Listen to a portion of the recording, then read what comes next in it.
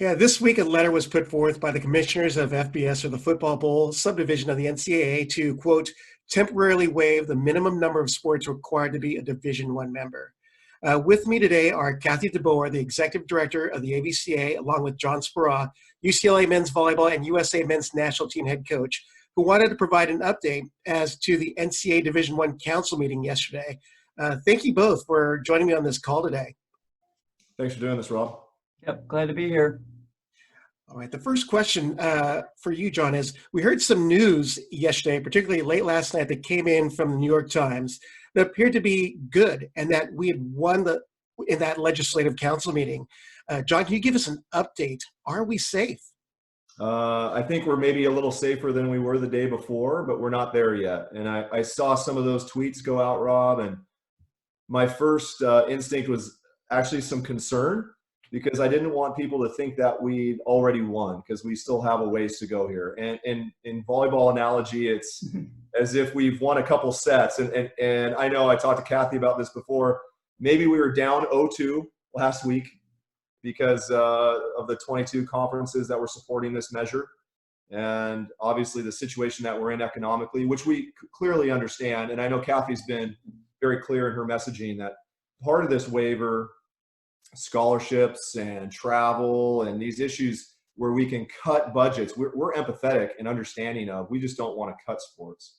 So we were probably down 0-2 last week, and then with this decision from the Division I Council, we've tied it up, but we're going into the fifth set, and you know the fifth set's where it's all on the line this week, and so we need to keep pushing. And so when I saw those tweets, I was actually concerned that people would back off. We need to continue pushing social media, continue pushing the messages, continue the signatures at savecollegesports.com, and continue putting pressure on ultimately the board of directors that meets this upcoming week.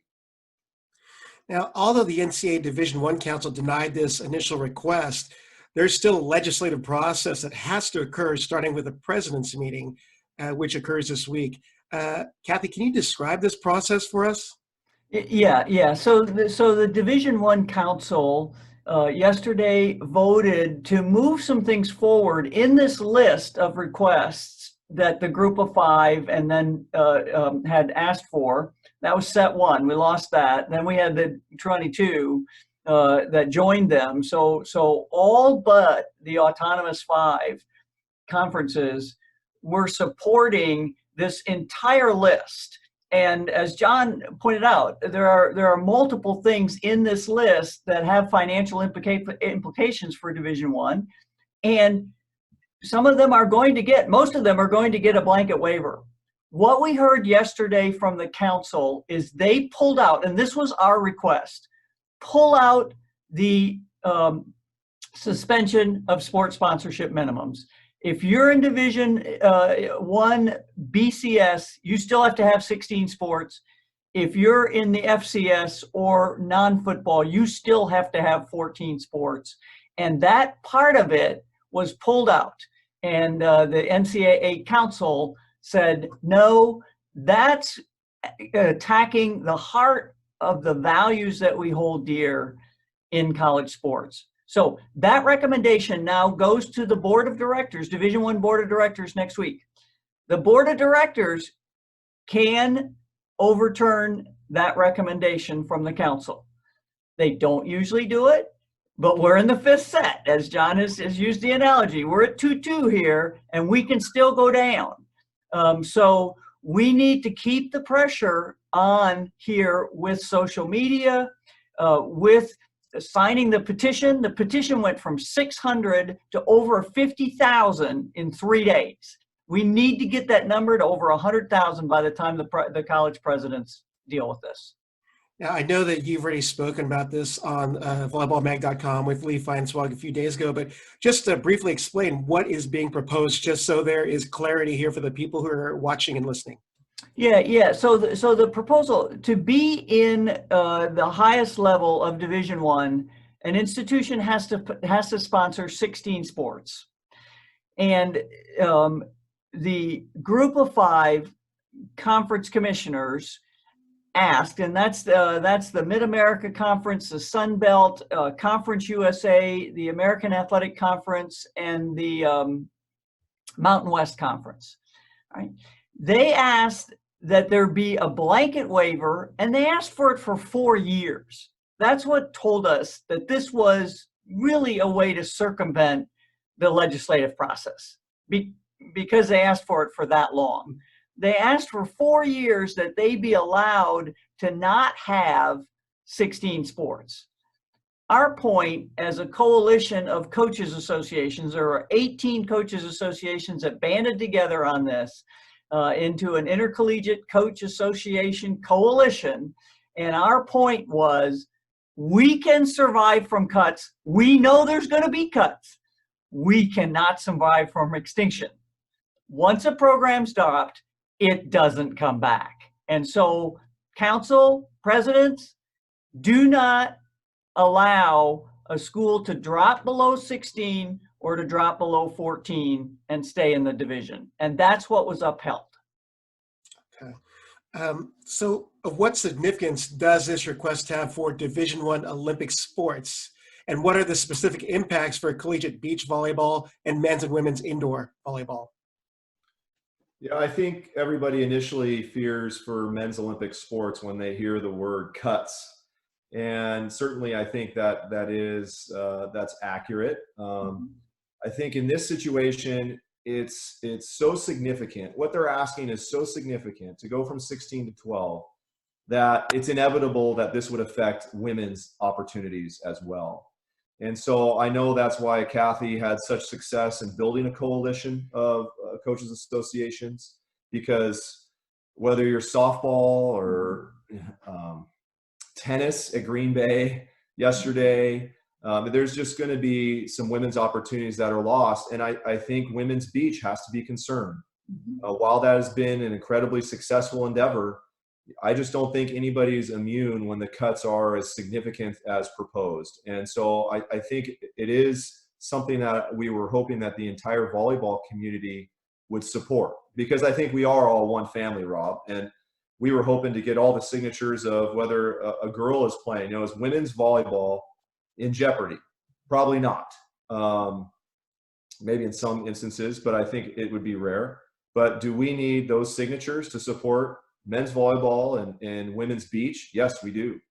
And we need their grandparents too, and everybody else in that family and the neighbor. And so we just need to get the word out, and we need volleyball to come together and support our sport. And honestly, opportunities for all athletes. You know, Rob, you and I have young kids, and someday they may not play volleyball, shockingly enough, but they may play something else, and we want them to have opportunities to go play collegiately. Now, John, you'd alluded to Green Bay, and just for our watchers, our viewers and listeners, what happened at Green Bay tennis yesterday? They cut both men's and women's tennis programs. And Kathy, you mentioned earlier that there was some other programs that have been cut in the last week. What were some of the others? Well, in the last couple of weeks, Cincinnati cut men's soccer. The week before that, Old Dominion cut wrestling. But if you look across the landscape of the last year, I mean, there are women's programs that have been cut. Eastern Michigan cut their softball team. Eastern Kentucky cut their men's and women's tennis team. Missouri State cut their women's field hockey team. So women's sports don't get cut as frequently as men's sports, but the days are over where women's sports are safe. You know, we need to, as a community of athletes, and as John alluded to, you know, different sports are more popular in different parts of the country. We all know that. So you're more at risk if you're an outlier. If you're in women's volleyball in the East, for instance, you know, women's volleyball may not be as popular out there as soccer or as field hockey. So with this coalition, we really tried to band together and say no Hunger Games here within a department here. We have to spread the pain of these cuts so that all of us can continue to have opportunities and can recover from the economic train wreck that has been caused by this pandemic. Now, later this week is the president's meeting. And Kathy, is there any sense as to historically what's happened at the president's meeting, or is there a sense that you have on what could happen? Well, generally, the presidents do not reverse the council. Okay. But our position, even going into it last week, about halfway through the week, there were some who were discouraged and just said, oh man, we had the group of 5, then the other 22 that weren't autonomous 5 conferences joined them. We don't have any chance. We were down 0-2. We said we're going to fight all the way to the end, and we did win. So we're now at 2-2. And all of us as coaches know how good it is to be filling out that piece of paper when you were down 0-2 and you're at 2-2. But we also know that that comeback does you no good if you drop that 5th set. And so we need to see this thing through this next week, continue to sign the petition that's savecollegesports.com, sign the petition, and continue with social media, hashtag Save Our Sports, to let all of the presidents and the people around them know that Olympic sports are very important to the people in this country. Well, that was going to be my last question to ask both of you, and Kathy kind of answered, but I'll ask you just for clarity's sake. What is the best way to voice our opinion and show our continued support of volleyball and other sports that are at risk at this time? And how urgent is that need? I think it's really urgent. I think, you know, how it's not only the 5th set, what happens the first 5 points of that 5th set. And that's literally the moment we're in this weekend, which, Rob, I appreciate you doing this on short notice.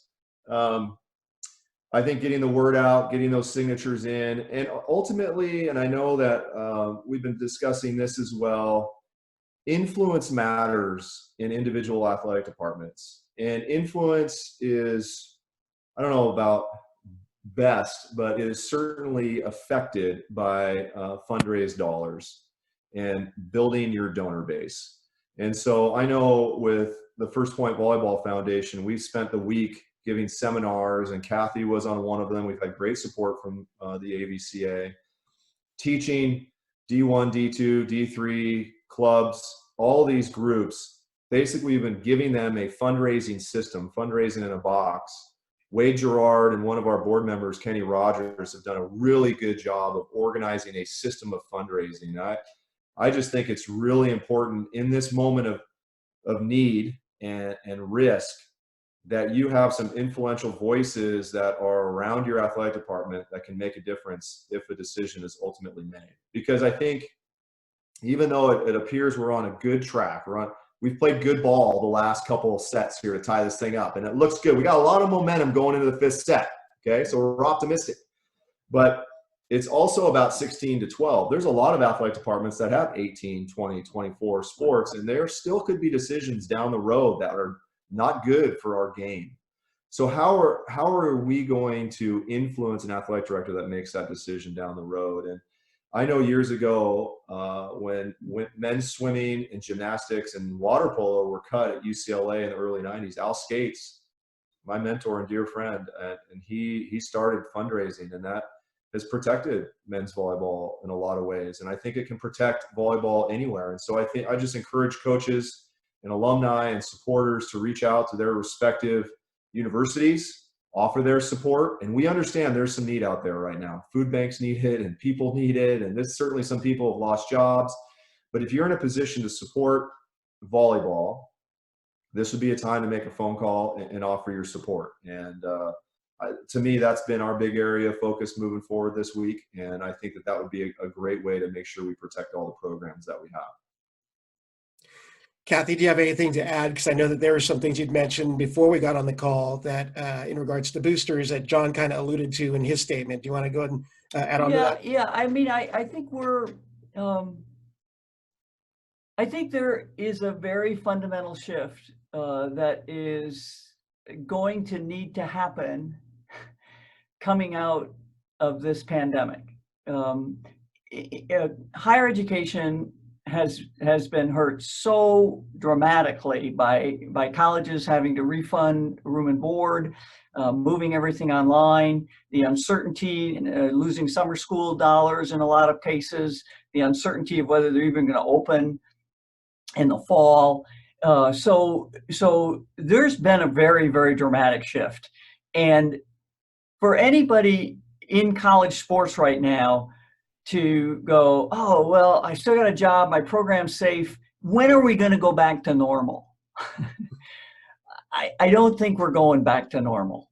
The damage here is going to be long-term. And it's very encouraging that the Division I Council stood strong last night and said, hey, we'll consider all of these requests here, conferences that you've made for relief, except one. You do not get to extinguish the opportunities for athletes on your campuses, at least below those minimums. But John is absolutely right. There's going to be some tough choices. And any volleyball coach at this point that isn't thinking about a booster club and about trying to rally some support that is both physical support and financial support for their program is not preparing for what's going to be the new normal. And I think it's like out-of-system play. You know, to use another volleyball analogy, we don't pass perfectly all the time. And you establish systems and train a significant amount of your practice on when a ball is shanked. So a ball is going to get shanked, and you got to be ready for it. And I think a ball got shanked, and we're running around trying to scrap around and win that point. And that's where we're at. And the other thing I've thought about recently, particularly in discussions that we've had over the last few years with athletic directors and decisions they make, and we've had a lot of great momentum building up to this point in volleyball. Boys volleyball is the fastest growing sport in America. We've started 17 new programs with the efforts of the First Point Volleyball Foundation, with 60 new scholarships. So we're going in the right direction. Obviously, beach volleyball has been so successful. So our sport is growing. Women's volleyball programs are selling out arenas and starting to really build some buzz. A rising tide lifts all boats. We are in a rising tide. We have to survive this moment. And the way that, particularly that men's volleyball will protect itself, I think we need to build value in what we offer athletic departments and fans. And I've been thinking a lot about social media and how we get the word out and how we build a fan base and how we can generate revenue and how we build a booster club and how we support the efforts of the entire athletic department. I know this fundraising system, I've been giving it away to our water polo coach, and I gave it to our fundraising development department. I'm like, hey, how can men's volleyball help you? And I feel like we have to be servant leaders in this moment. And I think that's really something that we as a sport have to do, and we have to use the opportunities that social media provides for us to get the word out about sport. We've lamented for years that we haven't been in the mainstream media markets. We're not on ESPN, and here's an opportunity for us to maybe do something that does get the word out about our great sport. And in this moment, I think it's imperative that we do. So I think it's about building value in the sport that we all love. Great words from Kathy DeBoer, the executive director at the AVCA, and John Speraw, head coach of UCLA and the USA men's national team. Appreciate taking the time this afternoon and just giving us the update of everything that's happening with this proposal that's going up for the NCAA. Thank you, Rob. Thanks, Rob.